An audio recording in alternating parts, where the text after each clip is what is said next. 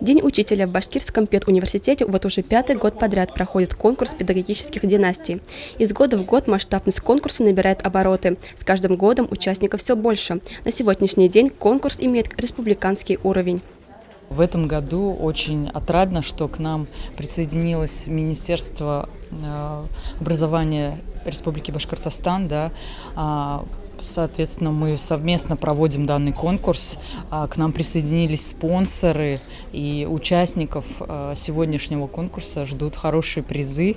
Мы надеемся, что многие педагогические династии, которые сегодня выступят достойно, да, они смогут занять соответствующие места, повысить свой статус. На очный этап конкурса прошло 28 династий. Сегодня они приехали из разных точек республики для участия в 3 номинациях: «Из века в век», «Сердце отдаю детям» и «Наука. Наша жизнь».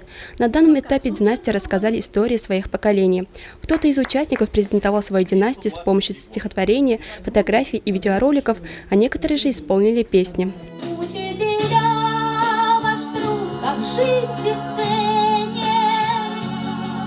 Хочу вам поклониться до земли, желаю вам всех благ земных на свете, надежды, веры и большой любви.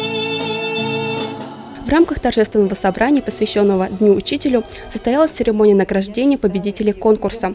По итогу всех этапов выбрали 3 победителей. В номинации «Наука. Наша жизнь» победителем стала династия Латиповой-Файзуллины. В номинации «Сердце отдаю детям» победу завоевали Жиляева-Анисимовы. В номинации «Из века в век» победителем стала династия Мутаева. Их педагогический стаж составляет уже 850 лет. В конкурсе династию представили Рашида Мутаева, учитель английского языка педколледжа города Сибай, и ее дочь Айгуль Азнабаева. Времен связующая нить соединяет невидимым пунктиром наше настоящее, прошлое и будущее. Я представляю свою династию в 7-м поколении и безмерно горжусь этим. Горжусь своими корнями, восхищаюсь своими предками. Очень благодарна этому конкурсу, организаторам конкурса за то, что узнала очень много о своей династии. Это помогло мне, поможет мне в будущем протянуть дальше эту ниточку связи прошлого и настоящего.